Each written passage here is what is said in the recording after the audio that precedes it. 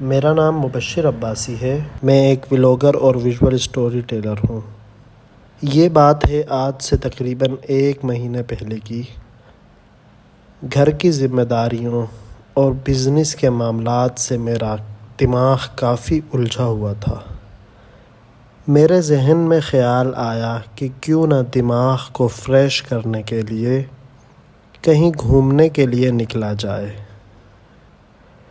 بس پھر کیا تھا، میں نے اپنا بیگ پیک کیا اور ہفتے کے دن صبح 7 بجے اپنی بائک لے کر نکل پڑا۔ میرا رخ بلوچستان کے ایک خوبصورت علاقے اورماڑہ کی طرف تھا۔ اورماڑہ کراچی سے تقریباً 350 کلومیٹر دور ایک بہت خوبصورت ساحل ہے۔ تقریباً 8 بجے کے قریب میں ہب سٹی پہنچ گیا۔ ہلکی ہلکی بھوک بھی لگ رہی تھی تو ایک ہوٹل میں چلا گیا اور ناشتے کا آرڈر دے دیا۔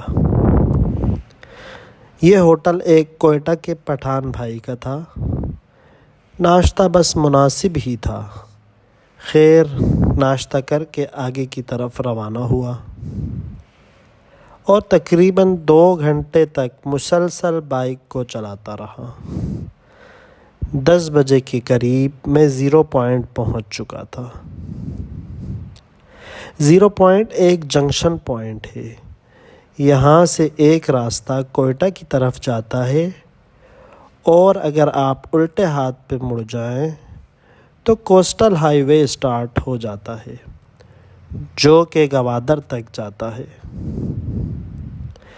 یہ ایک بہت خوبصورت ہائی وے بیلٹ ہے جو کہ سمندر کے کنارے کنارے چلتا ہے۔ 0 پوائنٹ پہ تھوڑی دیر آرام کرنے کے بعد میں آگے کی جانب روانہ ہوا۔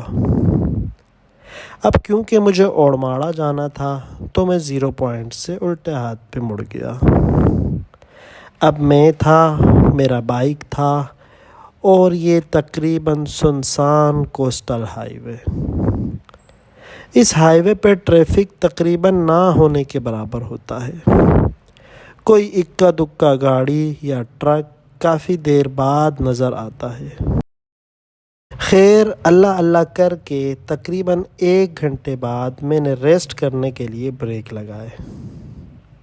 یہ ایک چھپڑا ہوٹل تھا اور یہاں کا مالک کچھ مرغیاں فرائی کر رہا تھا۔ مجھے کوئی خاصی بھوک نہیں تھی تو میں نے کچھ دیر آرام کر کے آگے کی طرف رخت سفر باندھا۔ دوپہر کوئی 12 بجے کا عمل ہوگا کہ میں کنڈ ملیر پہنچ گیا۔ بھائی اگر آپ کراچی سے ہو تو آپ نے ملیر کا نام تو سنا ہوگا اور شاید گئے بھی ہو، صحیح ہے، لیکن اس وقت میں ایک ایسی جگہ پہ موجود ہوں جس کا نام تو ملیر ہے لیکن وہ کراچی میں نہیں ہے، صحیح ہے۔ تو اس وقت میں کنڈ ملیر میں موجود ہوں۔ یہ بلوچستان کا ایک بہت خوبصورت قسم کا ساحل ہے۔ کنڈ ملیر بھی ایک بہت حسین ساحل ہے جہاں کا نیلا پانی آپ کو اپنے فریب میں جکڑ لیتا ہے۔ یہاں پہ پہنچ کے ایک دکان سے میں نے ٹھنڈا پانی لے کر پیا اور کچھ دیر آرام کرنے کے بعد آگے کی طرف روانہ ہوا۔ ابھی 4-5 کلومیٹر ہی چلا ہوگا کہ آگے کے منظر نے مجھے دوبارہ رکنے پہ مجبور کر دیا۔ یہ ایک بہت ہی حسین جگہ تھی جہاں کے ساحل پہ شاید ہی کبھی کوئی سیاح آیا ہو۔ ایک طرف سمندر کا نیلا پانی تو دوسری طرف خشک پہاڑ۔ ایسا خوبصورت لینڈ اسکیپ میں نے تو آج تک نہیں دیکھا تھا۔ یہاں پہ کافی دیر تک اس منظر کو انجوائے کرنے کے بعد میں آگے کی طرف روانہ ہوا۔ کوئی 45 منٹ تک بائک چلانے کے بعد میں امید کی شہزادی پہ پہنچ گیا۔ بھائی شہزادیوں کی کہانیاں تو آپ نے بہت سنی ہوں گی بچپن میں، اور شہزادیوں کے قصے بھی سنے ہوں گے، ٹھیک ہے، شہزادی حسن کے بارے میں بھی سنا ہوگا، لیکن آج میں آپ کو ایک ایسی شہزادی سے ملوانے جا رہا ہوں جو کہ بہت سے لوگوں کی امید ہے۔ تو امید کی شہزادی سے میں آپ کو ملاتا ہوں آج. یہ دیکھیے. جی ہاں، امید کی شہزادی یا پرنسس آف ہوپ ایک چٹان کا نام ہے جو کہ دکھنے میں کسی شہزادی کا مجسمہ لگتا ہے. کہتے ہیں کہ اینجلینا جولی نے جب اس جگہ کا دورہ کیا تو اس نے اس چٹان کا نام پرنسس آف ہوپ رکھا تھا. خیر، یہاں پہ میں کچھ دیر رکا، لیکن گرمی کی شدت بہت زیادہ تھی تو فوراً ہی آگے کی طرف روانہ ہو گیا. 2 گھنٹے تک مسلسل بائک چلانے کے بعد بالآخر میں اوڑماڑہ پہنچ ہی گیا. کوئی 3 بجے کا وقت ہوگا. گرمی کی اتنی شدت تھی کہ خدا کی پناہ. خیر، ایک ہوٹل نظر آیا تو وہاں چلا گیا. ابھی اوڑماڑہ یہاں پہ پہنچ گیا ہوں اور دھوپ بہت ہو رہی ہے یہاں پہ بھی. یہ ایک ٹرک ہوٹل تھا اور کافی اچھا انتظام لگ رہا تھا. نماز پڑھنے کے بعد کھانا آرڈر کر دیا.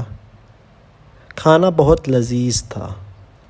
کھانے کے بعد چائے کا بھی آرڈر دے دیا. چائے پینے کے بعد کچھ دیر آرام کرنے کی غرض سے لیٹ گیا.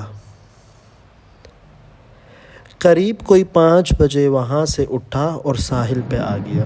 اچھا بھائی، تو میں فائنلی ادھر آ گیا ہوں. سارا سامان اتار کے وہ پیچھے میں نے بائک کھڑی کر دی ہے. سارا سامان وغیرہ اتار دیا. وہاں میرا کیمپ بھی لگ رہا ہے. اتنا خوبصورت اور حسین ساحل دیکھ کے دل سے خود بخود ماشاء اللہ کی آواز آتی سنائی دی. یہاں پہ موجود ایک ریزورٹ والے سے کیمپ بھی مل گیا جو کہ رات گزارنے کے لیے بہترین تھا. مغرب کی نماز پڑھنے کے بعد اپنی بائک کو بھی ساحل پہ موجود اپنے کیمپ کے قریب لے آیا. یہاں پہ اور بھی لوگ اپنی فیملیز کے ساتھ آئے ہوئے تھے. یہ جگہ ہر طرح سے سیف ہے. اس کے ایک سائڈ پہ نیوی کی بہت بڑی بیس ہے اور دوسری سائڈ پہ کوسٹل ہائی وے پولیس کی بیس ہے. لہٰذا اس جگہ پہ بلا خوف و خطر فیملیز کے ساتھ بھی آیا جا سکتا ہے. میں اپنے کیمپ میں بیٹھا پرسکون سمندر کو دیکھتے ہوئے یہ سوچ رہا تھا کہ سمندر بھی کیا چیز ہوتا ہے. اپنے اندر اتنے طوفان لیے بھی اتنا پرسکون ہوتا ہے.